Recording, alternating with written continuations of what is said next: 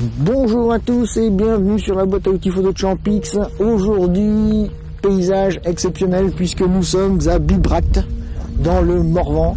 Alors vous avez déjà vu plusieurs vidéos de Bibracte sur la chaîne, elles sont disponibles, vous pouvez aller les voir. Au sein de cette vidéo, nous allons parler des ISO et comment je gère mes ISO en fonction de mes photos. Après le générique, à tout de suite.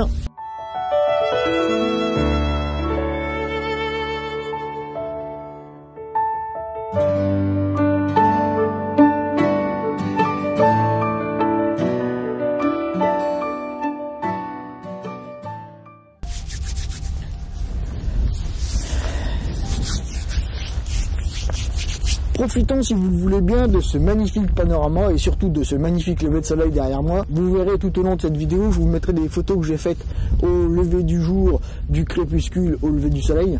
Puisque pour ceux qui suivent la chaîne, vous savez que moi, la partie qui m'intéresse dans le lever du soleil, c'est entre le moment dit de l'heure crépusculaire et le lever du soleil à proprement parler. Après, je trouve que ça manque de percutant et de punch, mais cela n'engage que moi encore une fois.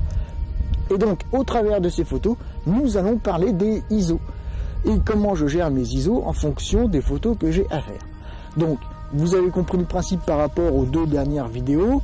La vidéo sur la vitesse, comment je gère la vitesse, la vidéo sur l'ouverture et comment je gère l'ouverture. Et bien, dans cette vidéo, les ISO ou comment je gère mes ISO sur le terrain. Nous allons découper cette vidéo en 3 séquences. La première séquence, nous allons parler de la macro, où nous allons juste faire un petit résumé des macros, parce que je vous rappelle qu'il y a 6 vidéos entièrement dédiées à la macro sur la chaîne. Vous pouvez aller consulter ces vidéos. Elles vous expliquent comment je fais et comment je pratique la photo macro sur le terrain, en fonction du matériel que j'ai, en fonction des exifs et surtout en fonction de ce que je veux photographier. Donc nous allons parler succinctement des ISO en macro. Les ISO en macro, pour moi, vous savez, je règle mes ISO entre 100 ISO et 400, voire 800 ISO, grand maximum, mais je reste entre 100 et 400 ISO. Si vous voulez plus de détails, je vous renvoie encore une fois sur les vidéos traitant de la macro sur la chaîne. Ensuite, nous allons parler de la photo animalière et nous allons parler de la photo de paysage. Alors, je vous ai bassiné sur les 2 dernières vidéos en vous parlant de la qualité de la lumière que vous allez apporter à votre capteur. Eh bien oui, parce que sans vouloir non plus jouer les professeurs Nabus encore une fois et rentrer dans les détails vraiment de manière drastique, nous allons vite fait aborder le sujet du bruit. Parce que qui dit ISO dit bruit. Mais le bruit va dépendre de la qualité de la lumière que vous allez apporter à votre capteur.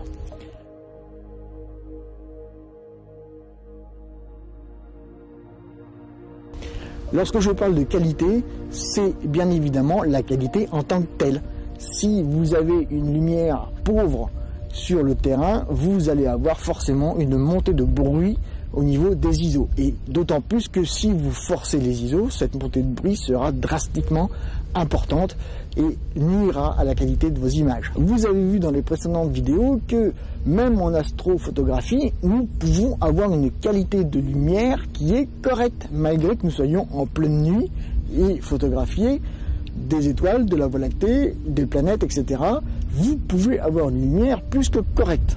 Ce n'est pas parce que vous êtes en pleine nuit que la lumière que vous allez apporter à votre capteur sera médiocre et va faire en sorte que le bruit va monter avec les ISO.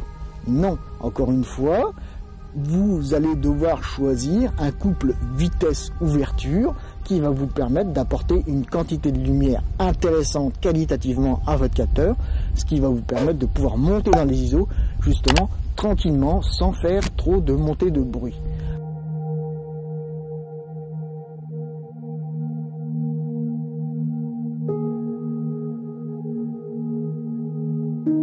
Alors, quand je dis sans faire trop de montée de bruit, le bruit va forcément apparaître. Puisque lorsque vous faites de l'astrophoto, évidemment, il faut faire plusieurs photos qu'il faut stacker ensemble pour justement réduire ce bruit. N'empêche que, encore une fois, la qualité de la lumière que vous allez apporter à votre capteur joue sur cette montée de bruit. Au-delà de la qualité de lumière que vous allez apporter à votre capteur, une chose est très importante à avoir notion et de connaître sur le bout des doigts par rapport à votre capteur et par rapport à votre appareil photo. Cette notion, c'est la capacité de monter en ISO par rapport au rapport signal-bruit. Plus votre appareil photo et donc votre capteur sera capable de monter en ISO sans faire monter de bruit en parallèle, plus votre capteur et donc votre appareil photo seront capables de monter en ISO et donc de ne pas trop faire monter de bruit en parallèle de cette montée en ISO, plus vos photos seront meilleures. Alors meilleures, je dirais de manière qualitative. Nous en revenons toujours au même, la qualité de la lumière que vous apportez au capteur. Ceci dit, plus votre capteur et donc votre appareil photo seront capables de traiter les ISO forts sans faire monter de bruit à proprement parler, meilleure sera l'image que vous aurez en retour. Je vous envoie sur la vidéo traitant du sujet sur la chaîne YouTube où je vous explique comment calculer la capacité de monter en ISO de votre capteur et donc de votre boîtier. C'est très important de le savoir parce qu'il y a des seuils qu'il ne faut pas dépasser et ces seuils, il faut que vous les ayez en tête, il faut que vous en ayez notion. Et je dirais même, il faut que vous ayez notion de la courbe au niveau de la montée de bruit et rapport aux ISO de votre boîtier par rapport aux photos que vous allez pouvoir fournir. Et je vous dirais même que le plus important de tout ça, c'est d'avoir un petit peu en tête la courbe de montée de bruit par rapport aux ISO que votre capteur et donc votre appareil photo est capable de restituer. Si vous avez une courbe qui monte rapidement en bruit par rapport aux ISO, il va falloir que vous trouviez le seuil à ne pas dépasser pour vos photos et ainsi le seuil des ISO à ne pas dépasser.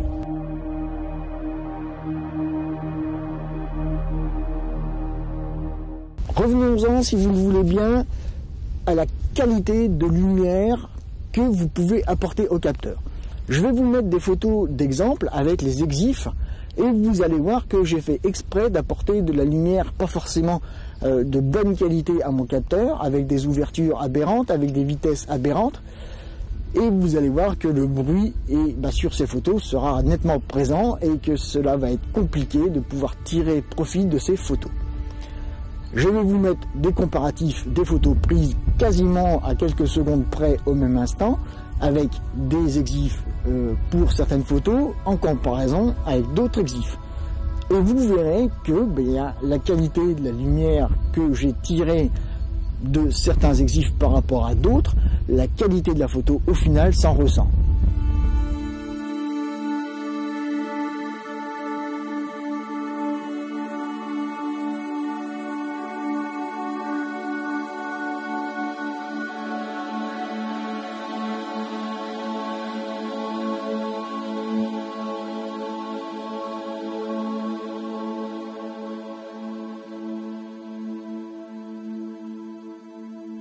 Je vais régler mes ISO sur le terrain en fonction de la pratique que je vais faire. C'est-à-dire que si je suis en photo animalière, je n'aurai pas la même façon de gérer mes ISO que si je suis en photo de paysage.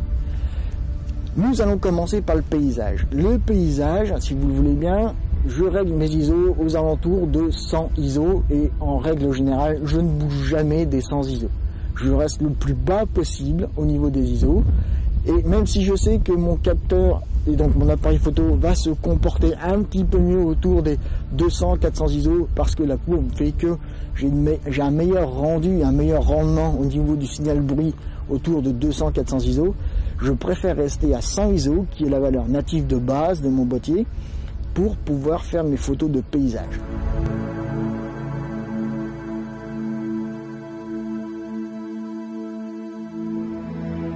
Et par rapport, si vous voulez, à l'exposition de ma photo, en fonction de l'ouverture, de la vitesse et donc de mes ISO, je vais définir les EXIF qui correspondent à une exposition dite correcte pour la photo que je vais vouloir prendre.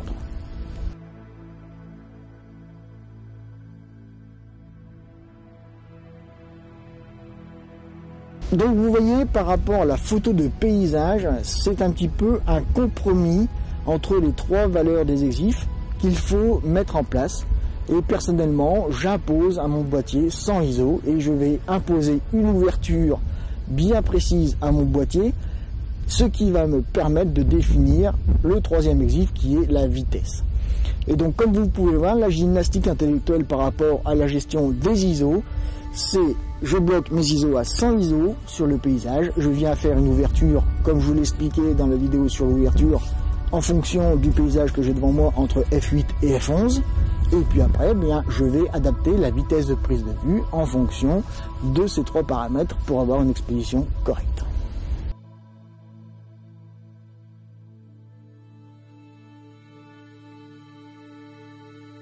En ce qui concerne la photo animalière, eh bien écoutez, là c'est très simple, ça va aller très vite, vous allez voir tout de suite où je veux en venir. Je mets les ISO en mode auto. Je ne gère absolument pas les ISO puisque je vais imposer à mon objectif une ouverture bien précise avec laquelle je veux travailler et je vais imposer à mon boîtier une vitesse d'obturation bien précise avec laquelle je veux travailler elle aussi parce que j'ai en tête le résultat final de la photo que je souhaite avoir. Donc les ISO, je vais m'en dispenser complètement sur le terrain pour de l'animalier. Je vais laisser le boîtier et je vais faire confiance à mon boîtier.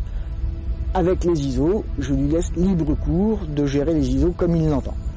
Par contre, évidemment, si mes ISO sont trop élevés, que j'ai trop de bruit dans ma photo, eh bien, ça sera dommage pour moi.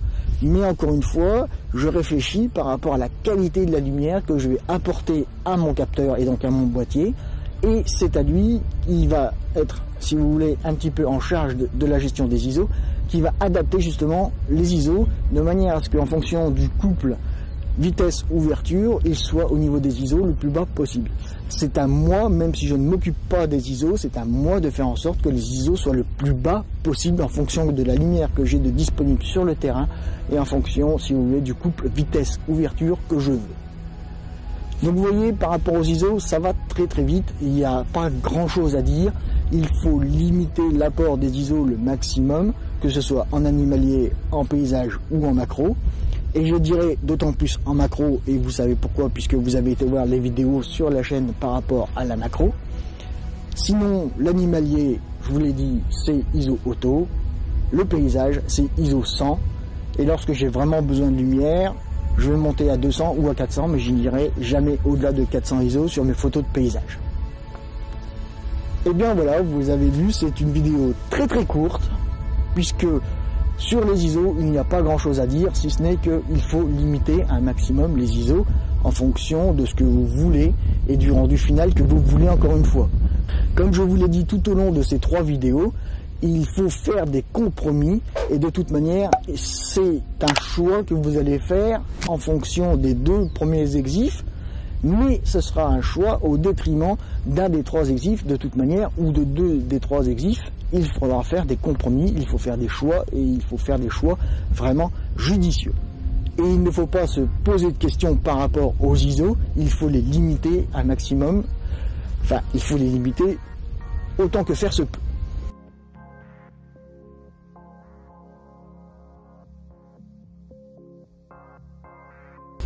Donc voilà, vidéo très rapide, très courte. Comme d'habitude, je vous ai mis plein d'exemples photographiques pour illustrer mes propos. J'espère que cette vidéo vous aura plu. Je vous dis à bientôt, faites-vous plaisir, faites des photos.